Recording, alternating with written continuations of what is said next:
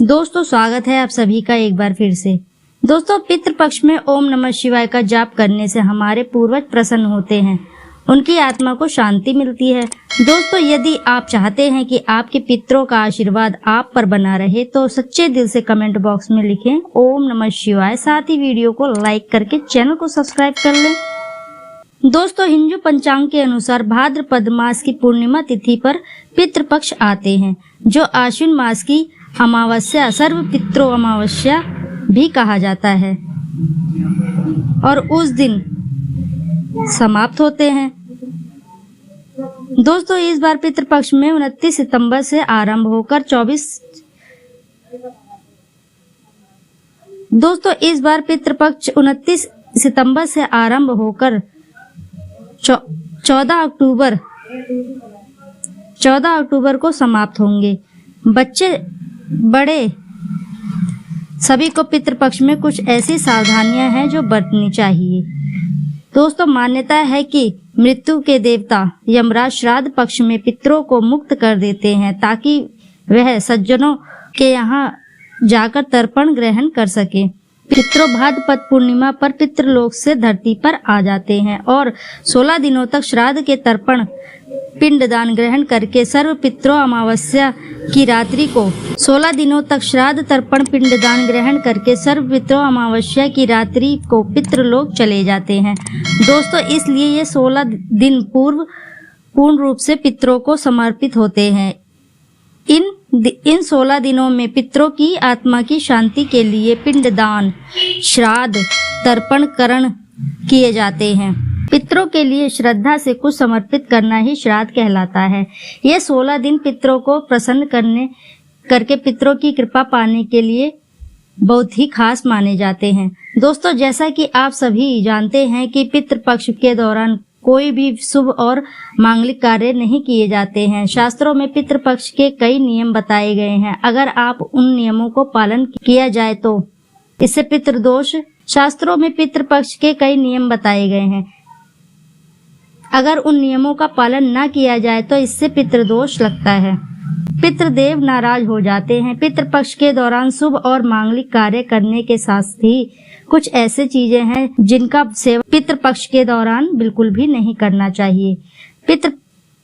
दोस्तों पितृपक्ष पितरों को समर्पित होते हैं, इसलिए इस दौरान भोजन का विशेष महत्व होता है। इस दौरान पितरों के लिए भोजन निकाला जाता है, ब्राह्मणों को भोज कराया जाता है और पंचबलि भी दी जाती है।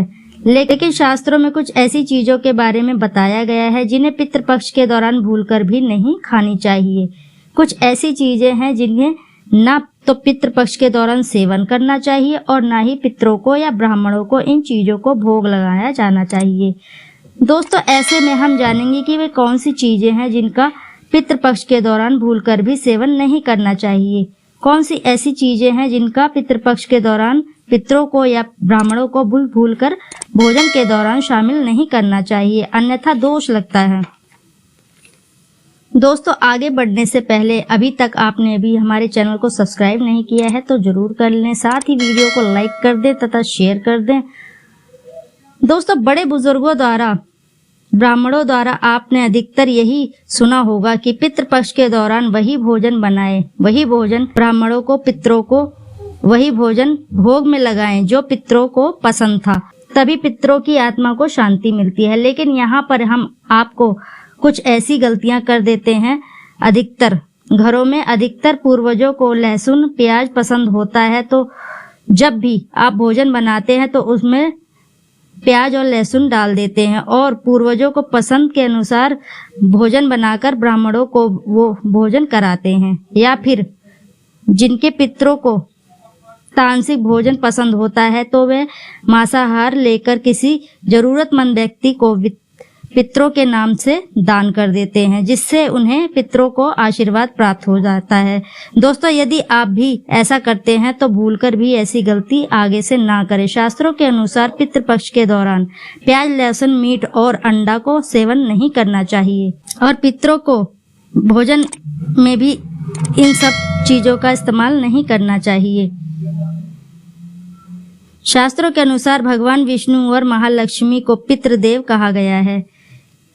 पितरों को भोजन, श्राद्ध, पिंडदान, तर्पण सबसे पहले भगवान विष्णु और महालक्ष्मी जी ही स्वीकार करती हैं। उसके पश्चात यह पितरों को मिलता है। और भगवान विष्णु और महालक्ष्मी के पूजन में प्याज, लहसुन, मीट, अंडे का इस्तेमाल करना वर्जित है, बताया गया है।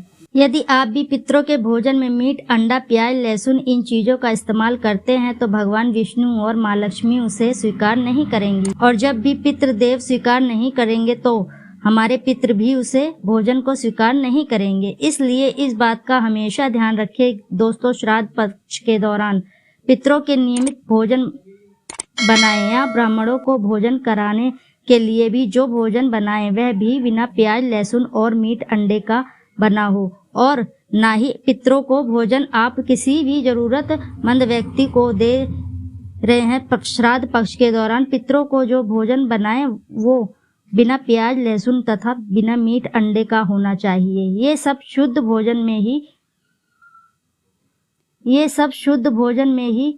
नहीं डालना चाहिए। ये सब शुद्ध भोजन में नहीं डालना चाहिए, घोर पाप लगता है। पितृदेव क्रोधित हो जाते हैं। दोस्तों ध्यान रखें कि पितृ पक्ष के दौरान आप भी प्याज, लहसुन, मीट, अंडे का इस्तेमाल भूलकर भी ना करें। शराब आदि भी सेवन ना करें। पितृपक्ष के दौरान बासी भोजन ना करें। इन 16 दिनों में बासी भोजन शैतान को प्राप्त होता है। पितृपक्ष के दौरान ना ही बासी भोजन करना चाहिए और ना ही किसी को कराना चाहिए। कोई जरूरतमंद व्यक्ति आपके द्वार पर आए तो उसे भी आप भोजन बासी ना दें। शास्त्रों में बताया गया है कि पितृपक्ष के दौरान पितृ किसी भी रूप में आ सकते हैं और अगर ऐसे में आप पितरों को बासी भोजन दे देंगे तो इससे आपको पितृ दोष लगेगा। इसलिए इस बात पर भी विशेष ध्यान रखें, ना तो आप बासी भोजन करें और ना ही किसी को दें। दोस्तों पितृपक्ष के दौरान अपने खुद के लिए भी वस्त्र नहीं खरीदना चाहिए। इन 16 दिनों में आप वस्त्रों का दान कर सकते हैं परंतु अपने लिए कभी भी वस्त्र ना खरीदें। इन दिनों नए वस्त्र खरीदना अशुभ माना जाता है। पितृपक्ष के दौरान पति पत्नी को दूरी बनाकर रखना चाहिए क्योंकि इस दौरान हमारे पितृदेव हमारे घर के अंदर ही हमारे आसपास मौजूद रहते हैं और आप यदि ऐसा करेंगे तो हमारे पितृ नाराज होकर चले जाएंगे। पितृपक्ष के दौरान घर में रोना नहीं चाहिए, इससे भी पितृदोष लगता है। इन 16 दिनों के अंदर खुशी खुशी पितरों का स्वागत करना चाहिए, उनका आशीर्वाद प्राप्त करना चाहिए। दोस्तों पितृपक्ष में पितरों को भोजन बनाते समय भोजन में चावल या दाल रोटी ना बनाएं। पितरों के लिए सदैव पक्का भोजन जैसे कि पूड़ी, कचौड़ी, पराठे आदि बनाने चाहिए। हलवा पूड़ी बनाए जाते हैं, खीर आदि बनाई जाती है। पितरों को खीर बहुत पसंद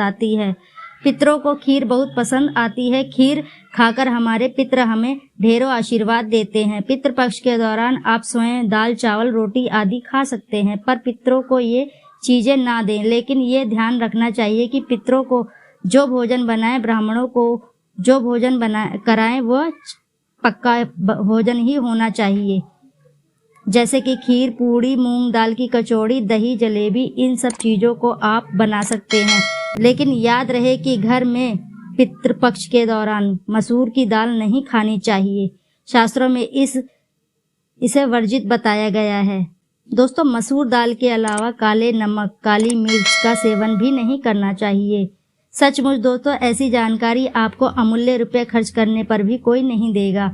जानकारी यदि पसंद आई हो तो वीडियो को लाइक करें तथा चैनल को सब्सक्राइब कर दें।